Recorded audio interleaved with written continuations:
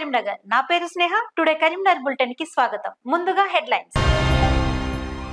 జోరుగా సాగుతున్న వినోద్ కుమార్ ఎన్నికల ప్రచారం. కరీంనగర్ ను వైబ్రెంట్ సిటీగా తీర్చిదిద్దుతానని వెల్లడి.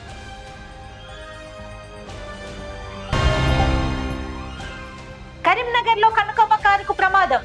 ద్విచక్ర వాహనాన్ని ఢీకొట్టడంతో వాహనదారుడి వాగ్వివాదం.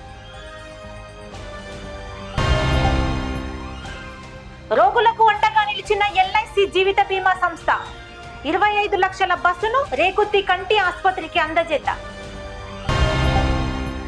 తెలుగు విశ్వవిద్యాలయ కీర్తి పురస్కారానికి ఎంపికైన మాడిశెట్టి గోపాల్. సాహిత్య సంస్థల్లో కృషిని గుర్తిస్తూ అవార్డు అందజేత.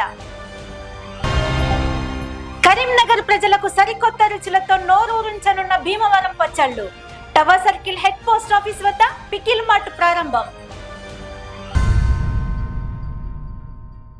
కరీంనగరాన్ని వైబ్రెంట్ సిటీగా తీర్చిదిద్దుతానని బీఆర్ఎస్ పార్లమెంట్ అభ్యర్థి వినోద్ కుమార్ అన్నారు. ఎన్నికల ప్రచారంలో భాగంగా నగరంలోని ఎస్ఆర్ఆర్ కళాశాల మైదానంలో ఆయన మార్నింగ్ వాక్ చేశారు. కరీంనగరాన్ని వైబ్రెంట్ సిటీగా తీర్చిదిద్దుతానని బీఆర్ఎస్ పార్లమెంట్ అభ్యర్థి వినోద్ కుమార్ అన్నారు. ఎన్నికల ప్రచారంలో భాగంగా నగరంలోని ఎస్ఆర్ఆర్ కళాశాల మైదానంలో ఆయన మార్నింగ్ వాక్ చేశారు. ఈ సందర్భంగా వాకర్స్ అసోసియేషన్ ప్రతినిధులతో ఆయన ముచ్చటించారు. సమస్యలు అడిగి తెలుసుకున్నారు. బీఆర్ఎస్ పార్టీ ప్రజలతో మాత్రమే ఉందని వినోద్ కుమార్ అన్నారు. కాంగ్రెస్, బీజేపీ పార్టీలు బీఆర్ఎస్ పార్టీ నుండి వచ్చిన అభ్యర్థులకే అధిక సీట్లు కేటాయించాయని గుర్తు చేశారు. మున్ముందు నేషనల్ హైవే హబ్ గా కరీంనగర్ ను తీర్చిదిద్దుతామని తెలిపారు. కరీంనగర్ నుండి నేరుగా హైదరాబాద్ చేరుకునేలా పనులు కొనసాగుతున్నాయని చెప్పారు. భవిష్యత్తులో రైల్వే జంక్షన్ గా కరీంనగర్ మారనుందని, తన హయాంలో నగరాన్ని స్మార్ట్ సిటీగా తీసుకువచ్చామని గుర్తు చేశారు. నగరాన్ని ఎడ్యుకేషనల్ హబ్ గా తీర్చిదిద్దుతామని హామీ ఇచ్చారు. కేజ్రీవాల్ అరెస్టుపై ఆయన స్పందిస్తూ ఎంతటి వారైనా విచారణకు హాజరు కావాల్సిందేనని చెప్పారు. ఎన్నికల సందర్భంలో అరెస్టులు భావ్యం కాదని తెలిపారు. ప్రజలు మార్పు కోసం చేతి గుర్తుకు ఓటేశారని, కానీ చేయి పాపం చేసిందని ఆరోపించారు. మళ్లీ కారునే కావాలని ప్రజలు ఎంతో ఆశతో ఉన్నారని తెలిపారు. పెద్ద సంఖ్యలో ప్రజలు బీఆర్ఎస్ పార్టీకి ఓటు వేయబోతున్నారని, ఆశ్చర్యకరమైన ఫలితాలు రాబోతున్నాయని తెలిపారు. ఈ కార్యక్రమంలో వినోద్ కుమార్ తో పాటు మేయర్ సునీల్ రావు, నగర బీఆర్ఎస్ అధ్యక్షులు చల్లా హరిశంకర్, కార్పొరేటర్లు, ప్రజా ప్రతినిధులు, నాయకులు, వాకర్స్ అసోసియేషన్ ప్రతినిధులు, సభ్యులు తదితరులు పాల్గొన్నారు. మరి కరీంనగర్ నగరంలో ఈ గ్రౌండ్స్లో చాలామంది లేడీస్, అదేవిధంగా జెంట్స్ ఉదయం పూట 5 గంటల నుండే ఇక్కడ వాకింగ్ చేస్తుంటారు. ఇక్కడ చిన్న ఇక్కడ కొందరు మహిళా సోదరులు ఒక రిక్వెస్ట్ చేశారు, ఈ గ్రౌండ్లో ఒక ఎక్స్క్లూజివ్ ఉమెన్ టాయిలెట్స్ కడితే బాగుంటుంది అనేది వాళ్ళ అభిప్రాయం. ఉదయం పూట వాకింగ్ చేసుకుంటూ అదే సందర్భంలో జిమ్, ఓపెన్ జిమ్ కూడా కావాలని ఇదివరకు ఉంది, బట్ ఫంక్షనింగ్లో లేదని చెప్పారు. ఎందుకంటేనే నగర మేయర్ సునీల్ గారికి, తర్వాత ఇక్కడ ఉన్నటువంటి స్థానిక కార్పొరేటర్ కోరడం జరిగింది. వాటిని మరమ్మతు చేసి ఇస్తే మనం ఉపయోగపడుతుందని చెప్పి, తర్వాత నేను ఇంటరాక్ట్ అయినటువంటి వాకర్స్తోని, సీనియర్ సిటిజన్స్, స్టూడెంట్స్, యూత్ వాళ్ళందరితో ఒకటే చెప్పారు, నేను కరీంనగర్ నగరాన్ని స్మార్ట్ సిటీగా తీసుకురావడం జరిగింది.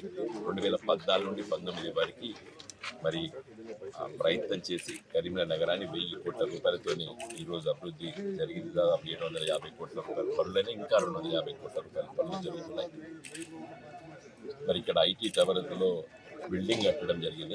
కంపెనీస్ తీసుకురావాల్సిన అవసరం ఉంది. ఈ పార్లమెంట్ ఎన్నికల్లో నన్ను మీరు గెలిపించండి, కరీంనగర్ నగరాన్ని ఒక ఎడ్యుకేషనల్ హబ్గా తీసుకొస్తానని చెప్పి హామీ ఇవ్వడం జరిగింది.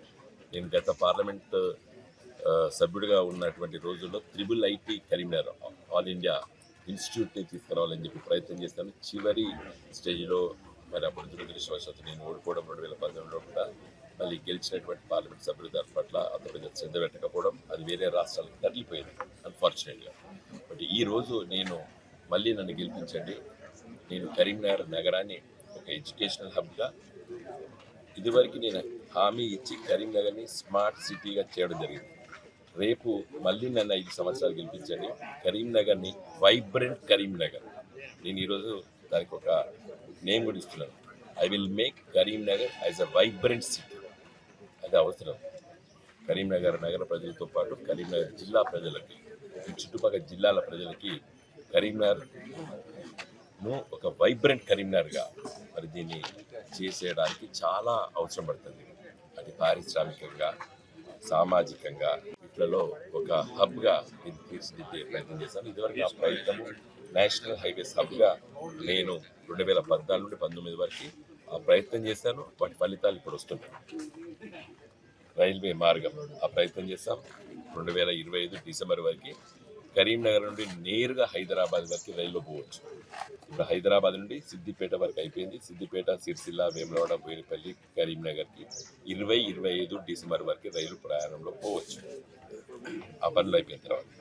కాబట్టి ఒక రైల్వే జంక్షన్గా, ఒక నేషనల్ హైవేస్ హబ్గా, ఒక ఎడ్యుకేషన్ హబ్గా మార్చిన తర్వాత Karimnagar will become a vibrant Karimnagar. కాబట్టి దయచేసి రాజకీయాల అతీతంగా నాకు మీ మద్దతు కావాలని చెప్పి నేను పెద్దలందరూ కోరడం జరిగింది. వాళ్ళందరూ కూడా నాకు హామీ ఇచ్చారు. తప్పనిసరిగా ఈసారి మీకు ఓటు వేస్తామని చెప్పి నాకు వారు చెప్పడం చాలా సంతోషం.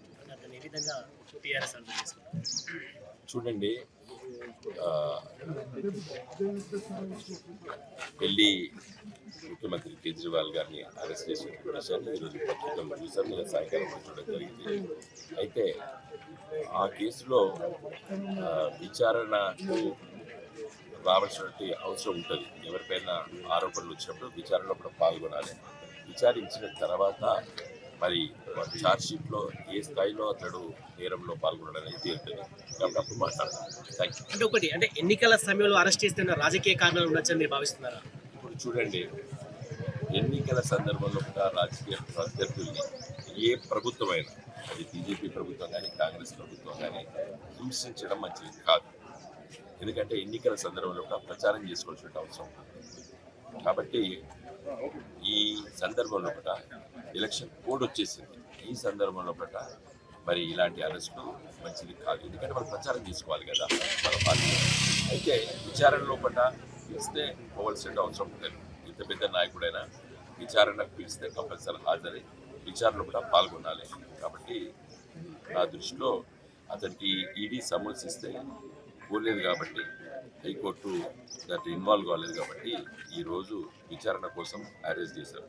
వెదర్ అతడు కేసులో పెడతారా కాదా తేలుతుంది ఈరోజు.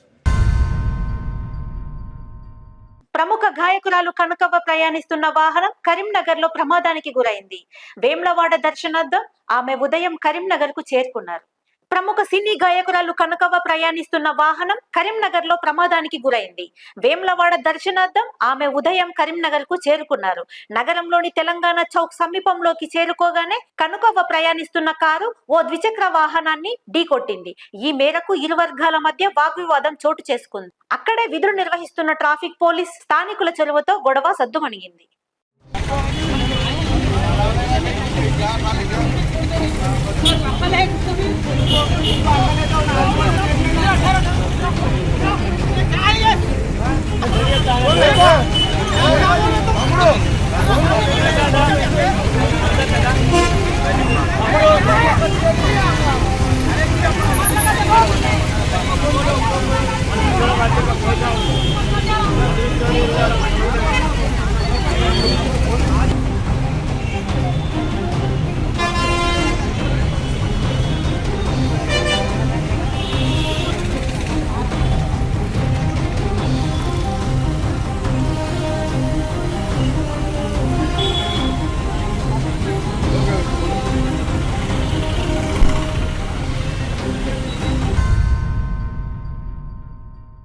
నిరుపేద రోగులకు అండగా నిలిచేందుకు ఎల్ఐసి జీవిత బీమా సంస్థ ముందుకొచ్చింది.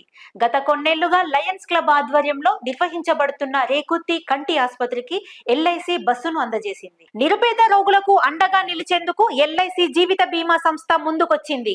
గత కొన్నేళ్లుగా లయన్స్ క్లబ్ ఆధ్వర్యంలో నిర్వహించబడుతున్న రేకుత్తి కంటి ఆసుపత్రికి ఎల్ఐసి బస్సును అందజేసింది. నగరంలోని ఎల్ఐసి డివిజనల్ కార్యాలయ ఆవరణలో 25 లక్షల విలువైన బస్సును LIC managing director CM Jagannath చేతుల మీదుగా లయన్స్ క్లబ్ ప్రతినిధి కొండా వేణుమూర్తికి అందజేశారు. ఎల్ఐసి కేవలం బీమా వ్యాపారమే కాకుండా తమ సామాజిక బాధ్యతతో భాగంగా సేవా కార్యక్రమాలు చేపడుతుందని ఎండి జగన్నాథ్ అన్నారు. ఎల్ఐసి దేశానికి ఆర్థిక వెన్నెముకగా నిలుస్తోందని గుర్తు చేశారు. గోల్డెన్ జూబ్లీ ఫౌండేషన్ కార్యక్రమంలో భాగంగా ఆసుపత్రికి బస్సును అందజేశామని తెలిపారు. సుదూర ప్రాంతాల నుండి రేగుత్తి ఆసుపత్రికి విచ్చేసి రోగుల సౌకర్యార్థం అందించామని ఎల్ఐసి ప్రతినిధి శ్యామ్ సుందర్ అన్నారు. సమాజ హితమే ధ్యేయంగా ఇటు లయన్స్ క్లబ్ అటు ఎల్ఐసి పనిచేస్తున్నాయని కొండా వేణుమూర్తి అన్నారు. ఎల్ఐసి అందించిన ఈ గొప్ప కానుకను ప్రజలు సద్వినియోగం చేసుకోవాలని సూచించారు. ఈ కార్యక్రమంలో ఎల్ఐసి మేనేజింగ్ డైరెక్టర్ జగన్నాథ్ తో పాటు zonal manager Shyam Sundar, LIC chief engineer Srinivasarao, divisional manager Prasad Rao, Lions club ప్రతినిధి కొండా వేణుమూర్తి, లయన్స్ క్లబ్ ప్రతినిధులు, ఎల్ఐసి అధికారుల సంఘం నాయకులు, ఉద్యోగులు, లయన్స్ క్లబ్ ప్రతినిధులు తదితరులు పాల్గొన్నారు. లయన్స్ క్లబ్ వాళ్ళకి ఇవ్వడం జరిగింది. రూరల్ ఏరియా పేషెంట్స్ని వాళ్ళు ఇక్కడికి తీసుకొచ్చి వాళ్ళకి సర్జరీ కానీ ట్రీట్మెంట్ కానీ ఇచ్చి మళ్ళీ వాళ్ళని వాపస్ వాళ్ళ ఊర్లలో వాళ్ళ ఇంటి దగ్గర దిగబెట్టే ఒక ఏర్పాటు కోసమని వాళ్ళు ఈ బస్ అడిగినారు. సో దానికోసమని ఎల్ఐసి ఒక సెపరేట్ వింగ్ అనమాట, గోల్డెన్ జూబ్లీ ఫౌండేషన్, దాని ద్వారా ఈ బస్సు ఈరోజు ఇవ్వడం జరిగింది. ఎల్ఐసి గోల్డెన్ జూబ్లీ ఫండ్ ద్వారా లయన్స్ క్లబ్కి బస్సు ఒకటి డొనేట్ చేయడం జరిగింది. దీని ద్వారా మారుమూల ప్రాంతాల్లో, గ్రామీణ ప్రాంతాల్లో ఉన్న పేద పేషెంట్స్ ఎవరైతే ఉన్నారో వారికి కంటి చూపు ద్వారా ఏదైనా ప్రాబ్లం వస్తే దానికి ట్రీట్మెంట్ పరంగా వాళ్ళు కరీంనగర్ రావాల్సి వస్తుంది. వాళ్ళు స్వయంగా రాలేకపోయే పరిస్థితిలో ఈ బస్సు ద్వారా గ్రామాల నుంచి పేషెంట్స్ని ఇక్కడ తీసుకువచ్చి వాళ్ళకి ట్రీట్మెంటు, సర్జరీ అవన్నీ ఇప్పించేసి తర్వాత మళ్ళీ వాళ్ళ ఇంటి దగ్గర దిగబెట్టే ఒక అవకాశం ఈ బస్ ద్వారా మేము లయన్స్ క్లబ్ కల్పిస్తున్నాం. ఇలాంటి మంచి సేవా కార్యక్రమాలు గతం కూడా చేసాం. ఇంకా రాబోయే రోజులు కూడా ఇంకా ఎక్కువ ఇలాంటి కార్యక్రమాలు చేపట్టడానికి మేము ఎప్పుడు ముందుగా ఉంటాం.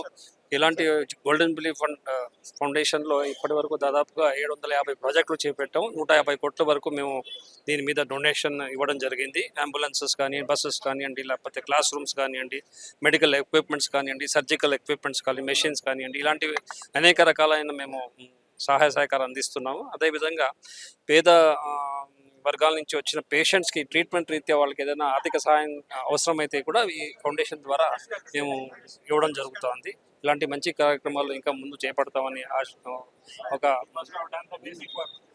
మాట ఇస్తూ ఈ బస్సు ద్వారా లయన్స్ క్లబ్ ఇంకా మంచి సేవలు అందించాలని కోరుకుంటూ సెలవు తీసుకుంటాం. ఎల్ఐసి ఆఫ్ ఇండియా వాళ్ళు గోల్డెన్ జూబ్లీ ఫౌండేషన్ సందర్భంగా మా రిక్వెస్ట్ను మన్నించి ఒక బస్ మాకు వారు డొనేట్ చేశారు. ఈ బస్సు కాస్ట్ సుమారుగా 25 లక్షల రూపాయలు ఈ బస్సు కాస్ట్ ఉంటుంది. ఇది బస్సుని అవుతుందో గ్రామాల్లో పడి పేషెంట్ను తీసుకొని రావడానికి హాస్పిటల్కు, మళ్ళీ తీసుకెళ్ళి వాళ్ళని అక్కడ డ్రాప్ చేయడానికి ఈ బస్సు ఉపయోగపడుతుంది. ప్రధానంగా ఎవ్రీ డే 50 సర్జరీస్ చేస్తున్నాము. నెలకు 1000 సర్జరీస్ చేస్తున్నాము. ఇది మనకు మామూలు క్యాటాక్ట్ కాకుండా రెటీనా, గ్లకోమా, స్క్వింట్ చేస్తున్నాము. అలాగే గవర్నమెంట్ స్కూల్ లోపల చిన్నపిల్లలకు స్క్రీనింగ్ క్యాంప్స్ కూడా కండక్ట్ చేస్తున్నాము. Lions club of Karimnagar charitable eye hospital యొక్క సేవల్ని దయచేసి ప్రజలందరూ వాడుకోవాలని చెప్పి ఈ సందర్భంగా కోరుతున్నాను. కరీంనగర్ కు చెందిన ప్రముఖ కవి, రచయిత, వ్యాఖ్యాత, సాహిత్య సాంస్కృతిక సంస్థల నిర్వాహకులు మాడిశెట్టి గోపాలకు అరుదైన గౌరవం దక్కింది. తెలుగు విశ్వవిద్యాలయం అందించే కీర్తి పురస్కారానికి మాడిశెట్టి గోపాల్ను ఎంపిక చేశారు. కరీంనగర్ కు చెందిన ప్రముఖ కవి, రచయిత, వ్యాఖ్యాత, సాహిత్య సాంస్కృతిక సంస్థల నిర్వాహకులు మాడిశెట్టి గోపాలకు అరుదైన గౌరవం దక్కింది. తెలుగు విశ్వవిద్యాలయం అందించే కీర్తి పురస్కారానికి మాడిశెట్టి గోపాల్ను ఎంపిక చేశారు. హైదరాబాద్ లోని నాంపల్లి తెలుగు విశ్వవిద్యాలయ ఆడిటోరియంలో పురస్కారాల ప్రధానోత్సవ కార్యక్రమం నిర్వహించారు. తెలంగాణ రాష్ట్ర judicial academy director Mangari Rajender, విశ్వవిద్యాలయ వైస్ ఛాన్సలర్ తంగెడ కిషన్ రావు ముఖ్య అతిథులుగా హాజరై మాడిశెట్టికి పురస్కారాన్ని ప్రదానం చేశారు.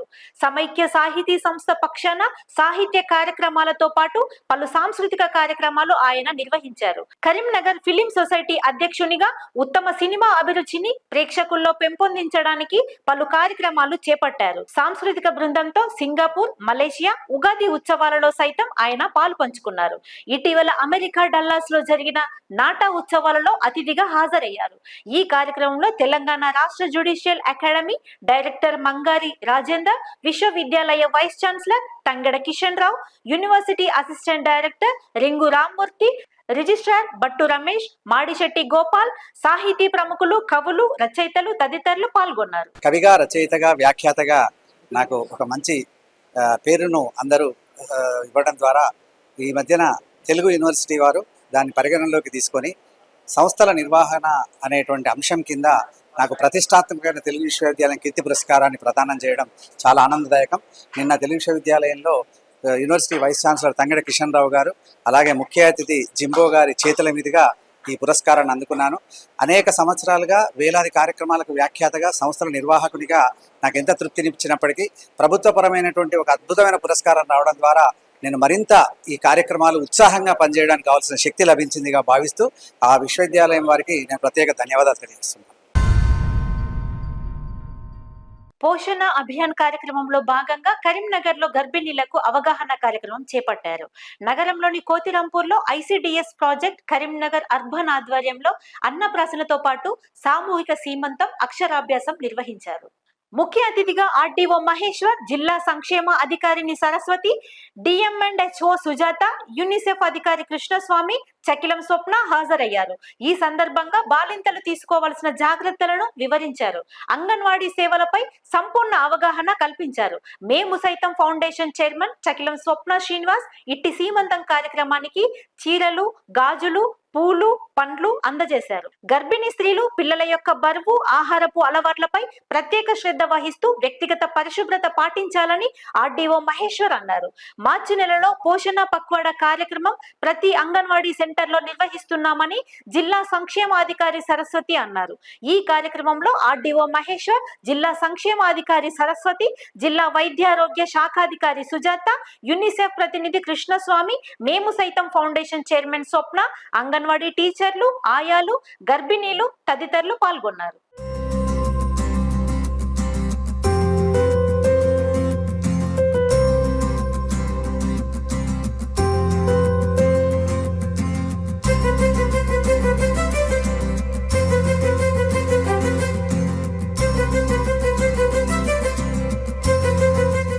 సుదినం. ఎందుకంటే పోషణ్ పక్వాడా కార్యక్రమంలో భాగంగా 20 మంది ప్రెగ్నెంట్ లేడీస్, అలాగే ఒక 10 మందికి అన్నప్రాసన కూడా చేస్తున్నారు.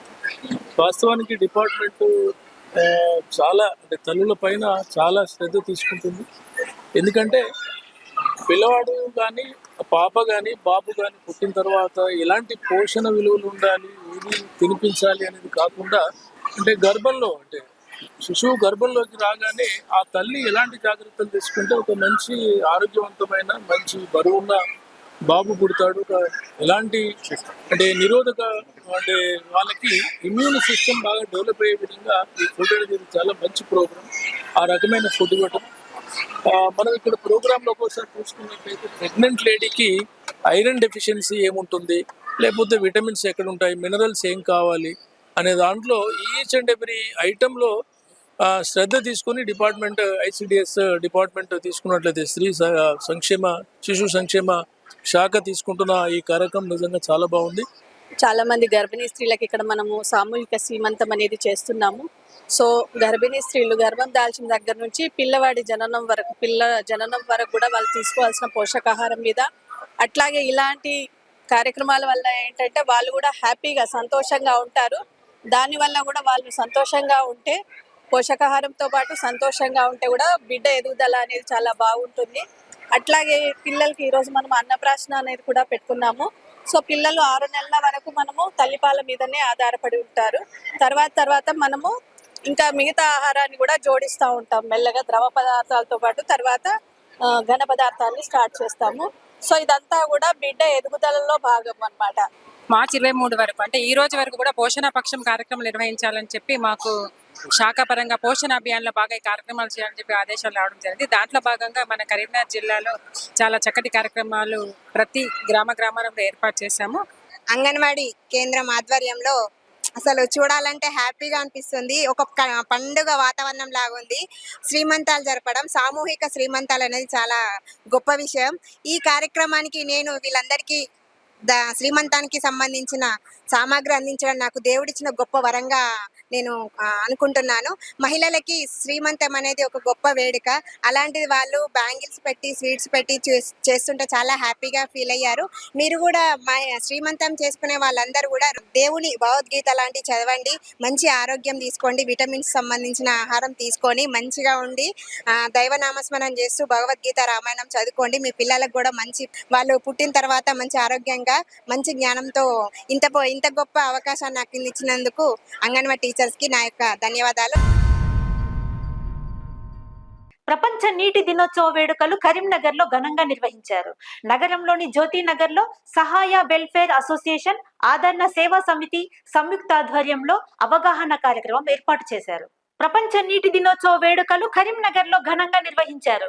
నగరంలోని జ్యోతినగర్ లో సహాయ వెల్ఫేర్ అసోసియేషన్ ఆదరణ సేవా సమితి సంయుక్త ఆధ్వర్యంలో అవగాహన కార్యక్రమం ఏర్పాటు చేశారు. భూగర్భ జల శాఖ అధికారిని శైలశ్రీ మల్లిక, హైడ్రాలజిస్ట్ సుజాతలు ముఖ్య అతిథులుగా హాజరయ్యారు. ఈ సందర్భంగా నీటిని పొదుపుగా వాడుకోవాలంటూ మహిళలచే ప్రతిజ్ఞ చేయించారు. మహిళలకు నీటి విలువలు తెలియజేస్తూ అవగాహన కల్పించారు. భారతదేశంలో నీటి కొరత అధికమవుతున్న తరుణంలో నీటిని పొదుపుగా వాడుకోవాలని సూచించారు. నీటిని వృధా చేయకుండా కాపాడుకునేలా రూఫ్ వాటర్ సేవింగ్ ఇంకుడు గుంతల ఏర్పాటును తెలియజేశారు. ఈ కార్యక్రమంలో భూగర్భ జల శాఖ అధికారిని శైలశ్రీ మల్లిక, హైడ్రాలజిస్ట్ సుజాతతో పాటు సహాయ వెల్ఫేర్ అధ్యక్షులు రాజ్ కమల్, ఆదరణ సేవా సమితి అధ్యక్షురాలు కర్రై పావని, ఆప్తమిత్ర ఎన్జిఓ కనకరాజు, అధికారులు తదితరులు పాల్గొన్నారు. ఇక్కడే ఎందుకు పెట్టాము అని అంటే, నేను కూడా ఇందాక సార్ చెప్పినట్టు నీళ్లు వేస్ట్ అంటే మనకి 24 గంటలు నల్ల విషయం అందరికీ తెలుసు. కానీ బెంగళూరులో ఇప్పుడు నీళ్లు లేక తుడుచుకోవాలి అనే కాన్సెప్ట్ వచ్చింది. ఇట్లా పేపర్ టిష్యూస్ తోటి తుడుచుకోండి, స్నానాలు చేయకండి అంటే ఎంతమందికి తెలుసో తెలియదో నాకు తెలియదు. తెలిసిన వాళ్ళకైతే న్యూస్ చూస్తే అర్థమవుతుంది. తుడుచుకోవాలనే కాన్సెప్ట్ అయితే వచ్చింది. అంటే ఇప్పుడు మన డ్యామ్లో కూడా ఇక్కడ కూడా వాటర్ లేవు. ఎవరైనా డ్యామ్ పోతే తెలుస్తుంది. మొత్తం అడుగంటినే వాటర్ అనేటివి లేవు. అంతకుముందు కాళేశ్వరం నీళ్ళు అగో ఇగో వస్తుండే కాబట్టి డ్యామ్ నిండు ఉండే. ఈసారి అయితే డ్యామ్ మొత్తానికి ఎండిపోయింది. అంటే ఇంకా ఎండాకాలం స్టార్ట్ కాకముందే డ్యామ్ నిండుకు వచ్చింది. అందుకే మనకు 2 రోజులు, ఒక రోజు వచ్చే నల్ల 2 రోజులకు ఒకసారి వస్తుంది. ఇంకా రానైతే నల్ల వస్తుందో రాదో కూడా తెలియదు. సార్ అన్నట్టుగా నీటిని నిల్వ చేయకపోతే బ్రహ్మం గారు చెప్పినట్టు నీళ్లు లక్షలు పెట్టి కొనుక్కున్నా కూడా దొరకలేని పరిస్థితి ఉంది. ఎందుకంటే ఒకప్పుడు మట్టిలకు నీళ్ళు నింపుతే మళ్ళీ అవి బోర్ల ద్వారా మనకు వచ్చేటి. కానీ ఇప్పుడు నీళ్ళు నింపకుండా ఎక్కడైనా సిమెంట్ తోటి మంచి కప్పి పెట్టేసినాం. భూములకు అనేటి నీళ్ళు ఇంకుతలేవు. ఇప్పుడు సార్ వాళ్ళు చెప్పే టాపిక్ ఏంటంటే నీటిని కాపాడుకోవాలి, బ్యాంకులో డిపాజిట్ చేయాలనేది. రూఫ్ వాటర్ కానివ్వండి, తర్వాత ఇంకుడు గుంతలు కానివ్వండి, ఇవి 2 దాని కిందకి వస్తాయి. ఇంకుడు గుంతల ద్వారా మనం వాడుకున్న నీళ్లు ఇంకుడు గుంతల ద్వారా మళ్ళీ మన బోర్లోకే ఫ్రెష్ అయ్యి వస్తాయి అని ఒకటి. రూఫ్ వాటర్ ఏంటంటే వర్షం కొట్టినప్పుడు వాటర్ అన్ని మోర్లకు ఇడవకుండా మళ్ళీ రూఫ్ వాటర్ని సేవ్ చేసుకొని మళ్ళీ మన భూములకే పంపించుకుంటే మళ్ళీ మన బోర్ల ద్వారా మనకి ఆ ఫ్రెష్ వాటర్ వస్తాయి. అంటే వాడిన వాటిని మళ్ళీ వాడడం అంటే అదే, వాడిన నీళ్ళను మళ్ళీ వాడడం అంటే అదే. మనకు నీళ్లు కూడా తగ్గుతున్నాయి, నీళ్ళ లోతు అనేది పెరుగుతుంది. అంటే ఇప్పుడు 600 ఫీట్లు వేసినా కూడా నీళ్ళు వస్తలేవు. టికెట్ కేటాయింపుల్లో కాంగ్రెస్ పార్టీ మాదిగలకు తీవ్ర అన్యాయం చేసిందని జిల్లా అంబేద్కర్ యువజన సంఘ అధ్యక్షులు సముద్రాల అజయ్ అన్నారు. నగరంలోని ప్రెస్ భవన్ లో ఆయన మీడియాతో మాట్లాడారు. టికెట్ కేటాయింపుల్లో కాంగ్రెస్ పార్టీ మాదిగలకు తీవ్ర అన్యాయం చేసిందని జిల్లా అంబేద్కర్ యువజన సంఘ అధ్యక్షులు సముద్రాల అజయ్ అన్నారు. నగరంలోని ప్రెస్ భవన్ లో ఆయన మీడియాతో మాట్లాడారు. ఇటీవల ప్రకటించిన పెద్దపల్లి ఎంపీ టికెట్ విషయంలో కాంగ్రెస్ పార్టీ మాదిగలకు అన్యాయం చేసిందన్నారు. తెలంగాణ ప్రజా సంఘాల చైర్మన్ గజ్జల కాంతం పెద్దపల్లి టికెట్ ఆశించారని గుర్తు చేశారు. పెద్దపల్లి పార్లమెంటు పరిధిలో 4,50,000 మాదిగలు ఉన్నారని చెప్పారు. అంబేద్కర్ అందించిన రిజర్వేషన్ ను కేవలం గడ్డం వెంకటస్వామి కుటుంబీకులకు మాత్రమే వర్తిస్తుందా అని ప్రశ్నించారు. ఈ సమావేశంలో సముద్రాల అజయ్ తో పాటు గజ్జల ఆనందరావు, సుద్దాల లక్ష్మణ్, గోష్కి శంకర్, స్వరూప, అంబేద్కర్ యువజన సంఘ నాయకులు, సభ్యులు తదితరులు పాల్గొన్నారు. రాష్ట్రంలో వివిధ పార్టీల టికెట్ల కేటాయింపు విషయంలో రాష్ట్రం మొత్తంలో మాదిగలకు అన్యాయం జరుగుతూ ఉంది. దీన్ని మేము ముఖ్యంగా మా నాయకుడు తెలంగాణ ప్రజా సంఘాల రాష్ట్ర చైర్మన్ గజ్జల కాంతం గారు మొదటి నుండి కూడా పెద్దపల్లి పార్లమెంటు టికెట్ను ఆశిస్తా ఉన్నాం. పెద్దపల్లి పార్లమెంటు పరిధిలో ఉన్నటువంటి నాయకులు, మా నాయకులందరూ కూడా సుమారు మా పెద్దపల్లి పార్లమెంటు పరిధిలో 4,50,000 ఓట్లున్న మేము మరి మాకు ఆ స్థానం కావాలని మొదటి నుంచి కూడా మేము కాంగ్రెస్ పార్టీని మేము చెప్తా ఉన్నాం, అధిష్టానానికి తెలియజేసినాం. అయినప్పటికీ కూడా మరి మొన్న గడ్డం వంశీ పేరును కాంగ్రెస్ పార్టీ అనౌన్స్ చేస్తూ ఉంది. మేము అడుగుతా ఉన్నాం, డాక్టర్ బాబాసాహెబ్ అంబేద్కర్ పెట్టిన రిజర్వేషన్లో కేవలం గడ్డం వెంకటస్వామి కుటుంబం గత 3 తరాలుగా మరి వెంకటస్వామి గారు కానీ, తర్వాత వివేక్ కానీ, అతని మనవడు వంశీ కానీ మరి గత 30-40 ఏళ్ళుగా మరి డాక్టర్ బాబాసాహెబ్ అంబేద్కర్ పెట్టిన రిజర్వేషన్లు మీ కుటుంబానికే మరి పరిమితం అని చెప్పి మేము ఈ సందర్భంగా అడుగుతా ఉన్నాం. కరీంనగర్ ప్రజలకు సరికొత్త రుచులతో నోరూరుంచనున్న భీమవరం పచ్చళ్లు. మొట్టమొదటిసారిగా భీమవరం పికిల్ మార్ట్ ను కరీంనగర్ లో రూపొందించారు. నగరంలోని tower circle head post office ఎదురుగా నూతనంగా ఏర్పాటు చేసిన పికిల్ మార్ట్ ను ప్రారంభించారు. సరికొత్త రుచులతో సరసమైన ధరల్లో పచ్చళ్లు లభిస్తాయని పికిల్ మార్ట్ ఓనర్ ఎన్ శ్రీనివాస్ అన్నారు. వివిధ రకాల నాన్ వెజ్, వెజ్ పచ్చళ్లు లభిస్తాయని చెప్పారు. ఈ కార్యక్రమంలో పికిల్ మార్ట్ ఓనర్ ఎన్ శ్రీనివాస్, పికిల్ మార్ట్ ప్రతినిధులు, సిబ్బంది తదితరులు పాల్గొన్నారు.